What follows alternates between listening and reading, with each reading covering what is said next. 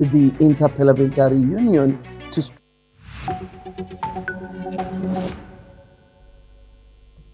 Hello and welcome. I'm Kriti Mehta and you're watching the World Report on Newsix World. Let's start with a check of the top headlines this hour.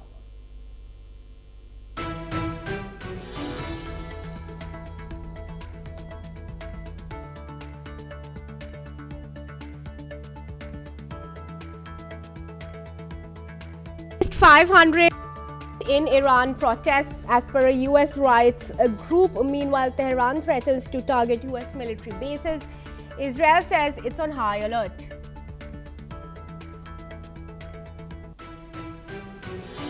US President Donald Trump says the US military is reviewing very strong options on Iran. He added Iran sought negotiations but warned action could precede talks. Days after capture of Venezuelan President Nicolas Maduro, US President Donald Trump calls himself acting president of Venezuela.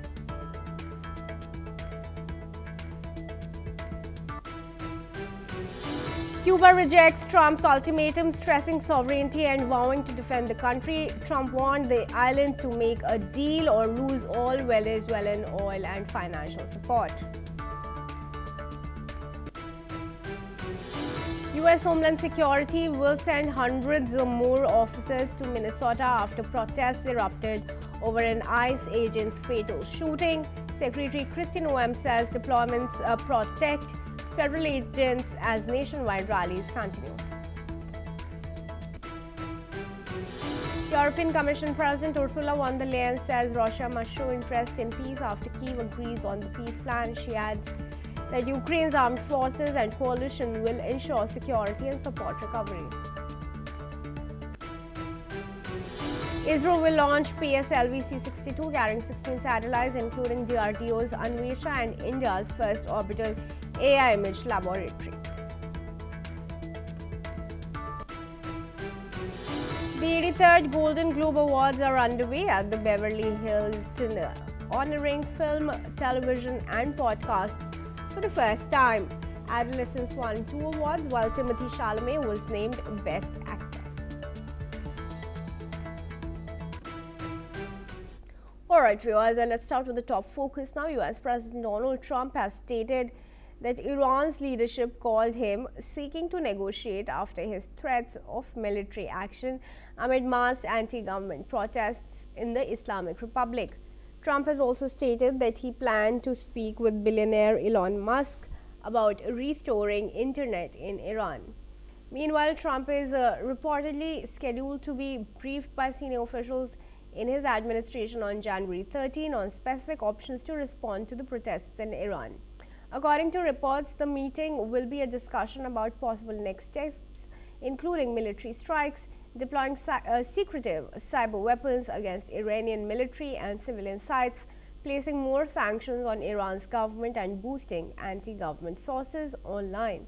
Let's in fact listen in to some of Trump's protests. Iran called to negotiate. Yesterday, the leaders of Iran called, they want to negotiate. I think they're tired of being beat up by the United States. Iran wants to negotiate, yes.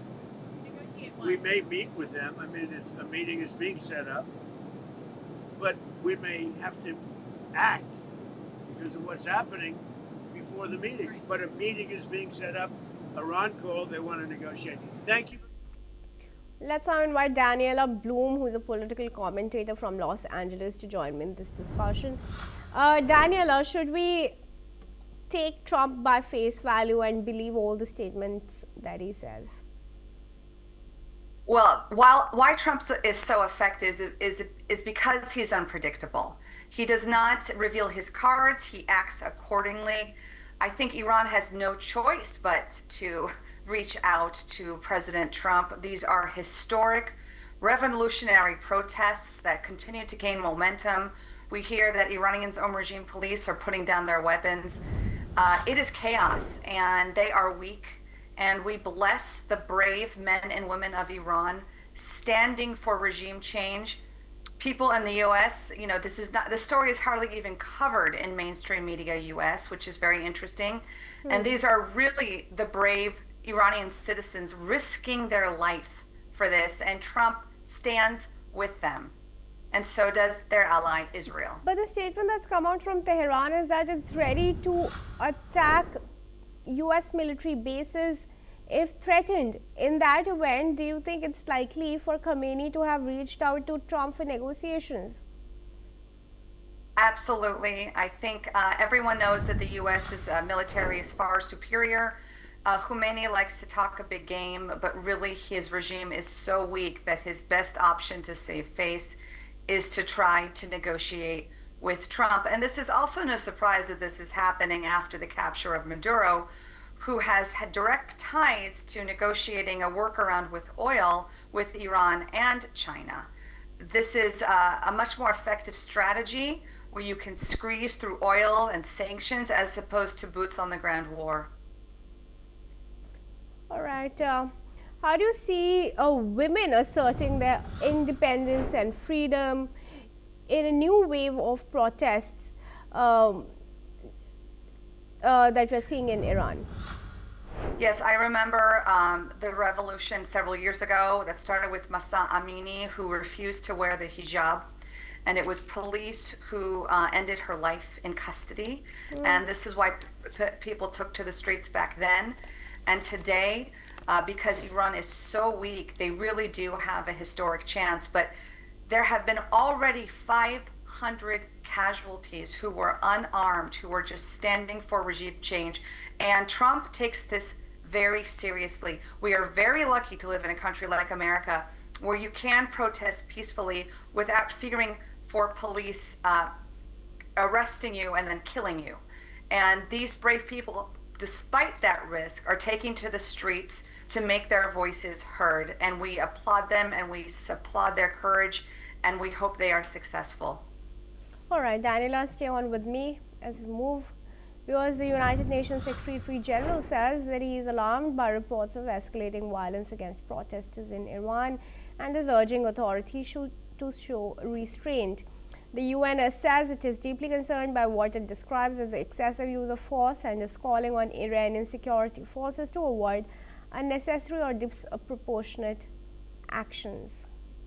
All right, Daniela, comment has also come in from the UN on Iran urging a restraint. Is it likely, in your opinion, for the situation to settle down, or I'd rather ask, what do you think it's needed for calm to prevail? Well, I don't care what the UN says. They have been so selective on areas and mum's the word on others. I do think things will happen with administration like we've never seen before. Peace through strength is how Trump operates. He is not predictable. He is taken seriously in the Middle East because the Middle East does not speak diplomacy. It responds to respect and deterrence. And this is why Trump and his administration has been so effective. And let's see what unfolds. But I think we have a good chance for the people of Iran to see this regime indeed change, just as it should. And the entire world is better off for it. How do you think Reza Pahlavi should use this situation?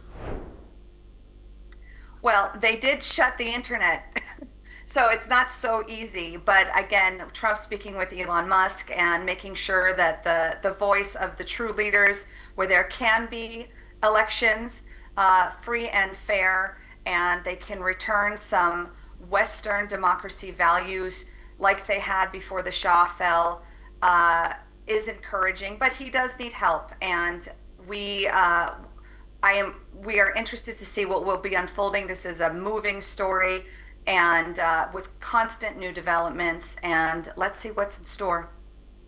All right, Daniela, do stay on once again. There's some information that we'd like to give our viewers. Because Los Angeles police are investigating an accident in which a U-Haul truck drove through a crowd of protesters demonstrating in support of the Iranian people. The incident took place on Sunday afternoon in the Westwood area of Los Angeles. Video showed marchers scrambling to get out of the way as the vehicle moved through the crowd before speeding off. The truck was stopped several blocks away and surrounded by police as demonstrators confronted the driver. Police statement said one person was hit by the truck, but no serious injuries were reported.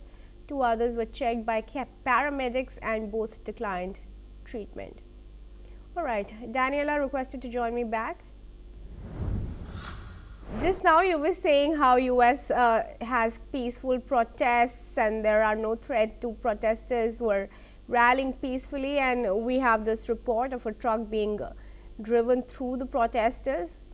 What are your first comments? Yes, I'm from Los Angeles. I know that location very well. I've been there many times myself.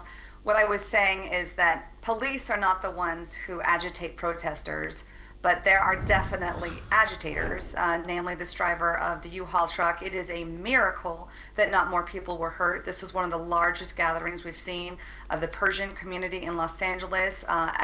Some people were saying as many as 3,000 people gathered. So we don't know who the driver of the U-Haul is, but we can absolutely make some speculations. And it wouldn't be surprising if this is someone from some sort of terrorist organization who has some Islamic fundamentalism background, and it is a problem. But it's not going to stop people from standing up for what's right. When we, the people, can come together, it's amazing what can happen. All right, any motive that has been established behind this truck driver? We don't know just yet, but again, who would just take a U-Haul and plow into people peacefully protesting a regime change unless they're in support of that regime? So we will find out very shortly. All right, indeed. Daniela, thanks very much for joining me in this discussion. And with that, viewers, we're now going to move on. US President Donald Trump is posting a digitally altered image on Truth Social, declaring himself the acting president of Venezuela. That's the big news story today. This post follows a US military operation in Caracas, which President Donald Trump announced his forces carried out large-scale strikes and captured Venezuelan President Nicolas Maduro along with his wife, flying them out of the country. The operation was a part of escalating pressure on Maduro's government. Shruti Das Gupta, foreign affairs expert, joins us in this discussion from New Delhi. Shruti, thanks for joining me. It's good to see you. Venezuela already has an acting president, interim president in Rodriguez, and then Trump comes out and says that he is the acting president. What's your assessment of Trump's statement and post? In today's Gen Z lingo, it will be called Delulo Pro Max. Even in jest, this should not be entertained because you are sitting president of the largest economy of the world as of now, and you also hold military power, and you have annexed that nation and taken away their president by force. So this cannot be like a crude joke, which Trump is known to do with a lot of his posts to appeal to his MAGA base. So even in a joke, this should not be, excused. He should be held responsible for every word that comes out of his mouth, because from what we've observed for the past 1 year, any statement that he makes, whether it sounds funny to us or not, is something that has a very deliberate intent behind it. Yeah. So we should be very, very cautious of what he says and how he projects it, because I think he truly believes that he has the right to be the acting president of Venezuela. He's already holding meetings with oil barons of USA and trying to find out how they can kind of extract that oil, trying to push down, and we've talked about this, Kriti, earlier, that the Venezuelan oil is very heavy, and usually the trade that was happening when the ships between Iran and Venezuela were being discussed, I had specified that Iran's light would mix with Venezuelan heavy crude, and that is how processing was probably achieved. It is not very simple. Now, when you are forcing this kind of oil down the throat of oil companies, and they have to invest in the technology, the transfer, because not oil, it's not you set up a refinery and every kind of oil in the world can be done with. every extract has a different process. And this is something, despite being a businessman, Trump refuses to face because he wants this kind of MAGA moment, this flexing moment where he can show to the world that I said it, I did it, you do your worst. And that's where the world is headed. So his statement about acting president is not going to go down well with the Venezuelans. It is not going to go down with even EU at this moment because they are also very chary about his Greenland positioning. And the world is not really amused. They're just kind of understanding how deep his delulu is going. Right. I love that. Shruti, do you think this statement could have also been made to inspire some confidence in the in the US oil giants, you know, and their executives, because they have come out and said, look, Venezuela is uninvestable. We're not sure if we can do this. See, this is something that I believe the coterie around Trump is also trying to project to the people of the world that, look, you know, we have to kind of set the nation straight, we have to set its policy straight. If some have even hinted about rewriting the entire constitution of it to ensure that the losses that were made after the socialist revolution under Hugo Chavez and the others and Maduro will not be redone. So before they can invite these oil giants to go ahead and invest, even at the cost of their own, you know, profit margins, they would have to iron out the legalese of it so that the nation can no longer seize assets like it did during that time.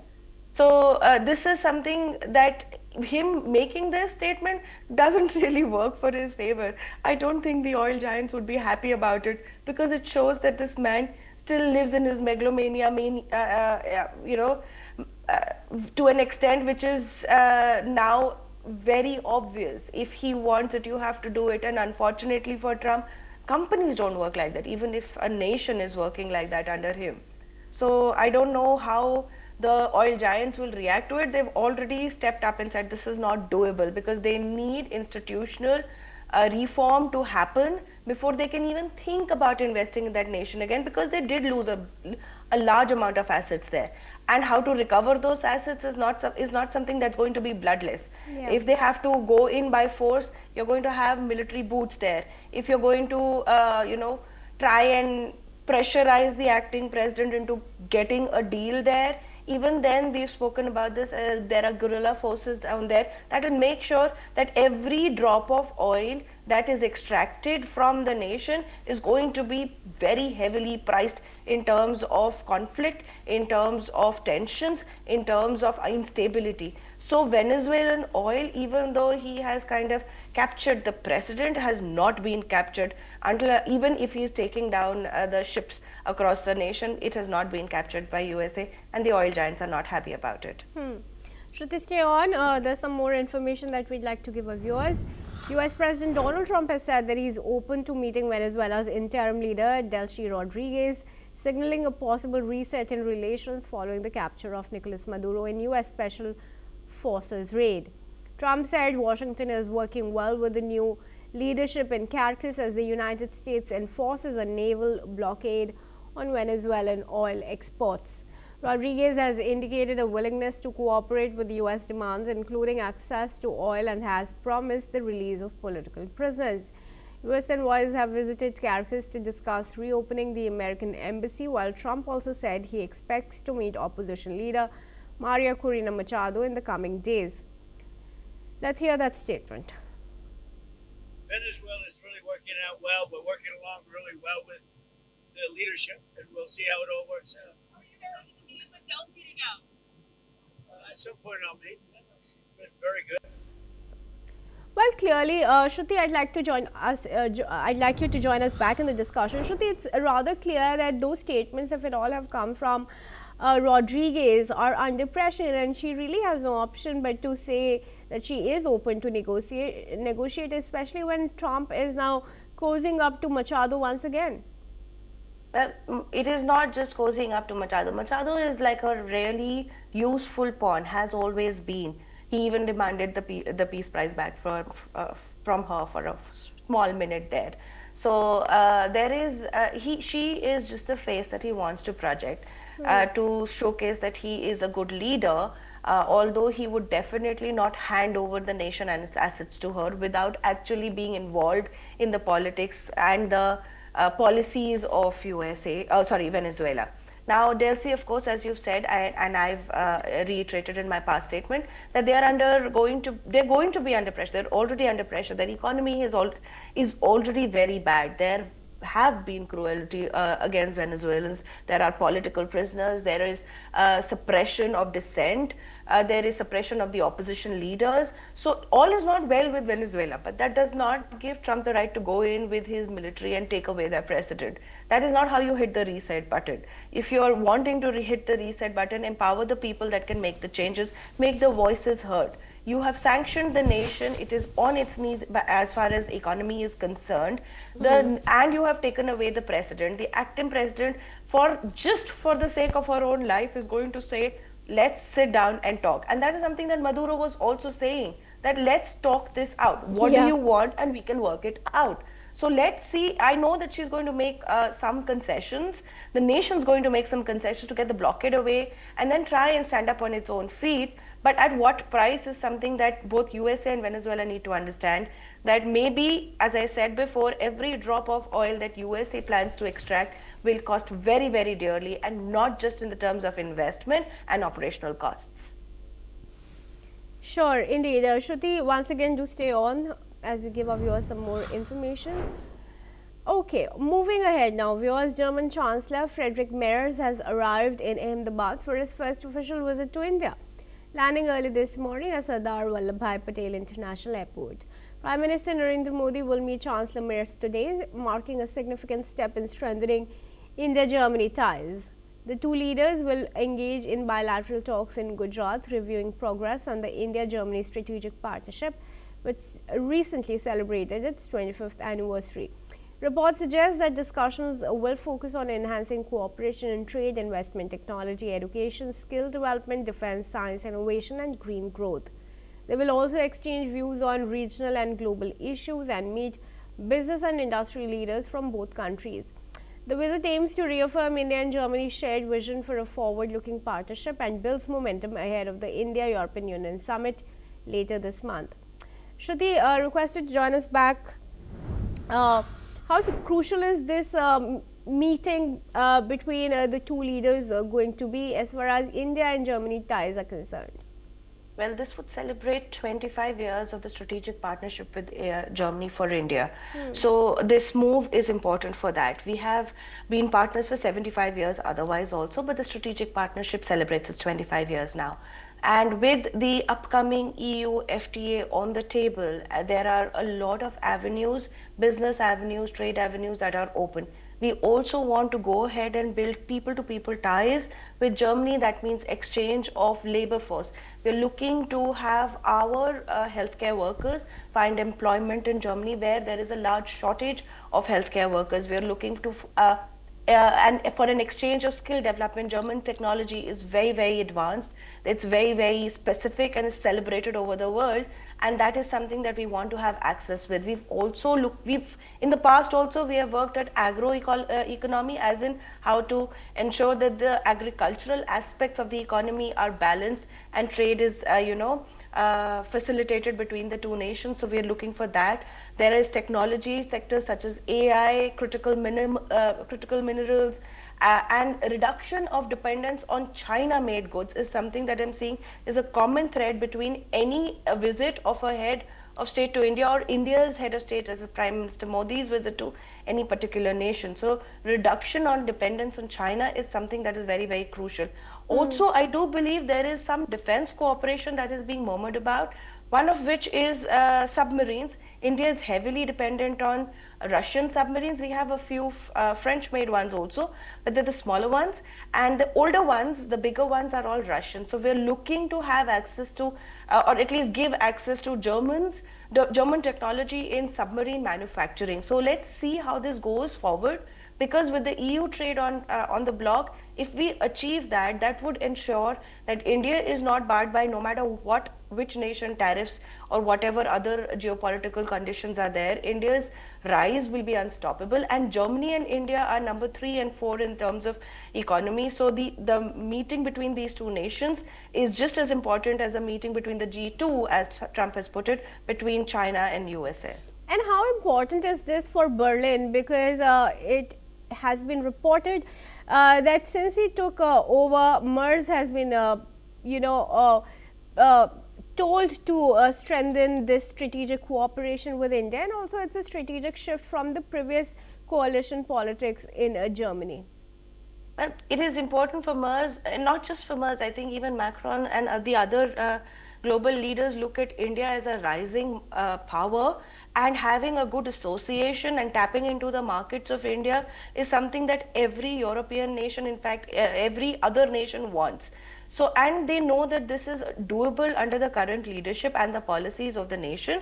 And so Merz doing this particular trip at the invitation of PM Modi before the EU deal is finalized shows that they have put faith in this particular cooperation, and the nation, Germany as such, look forward to having a longer, more stronger partnership with India, which is not just on our rankings on the list or participation in G7. I believe there were statements made by world leaders in the past 24 hours where they said G7 and BRICS need to unite.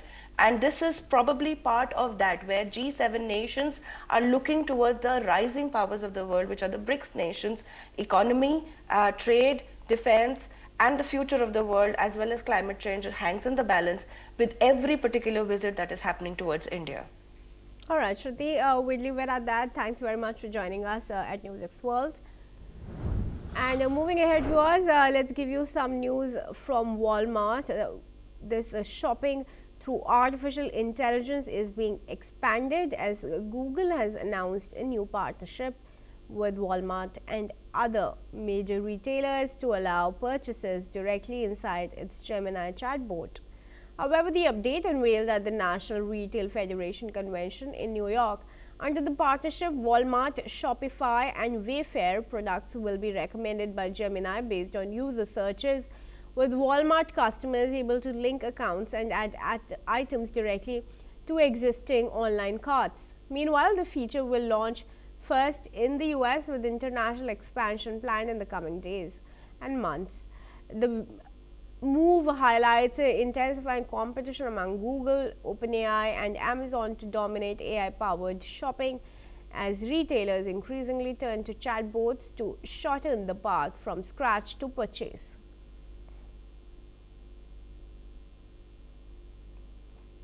That's all we have time for. Keep watching NewsX World for more news updates from around the world.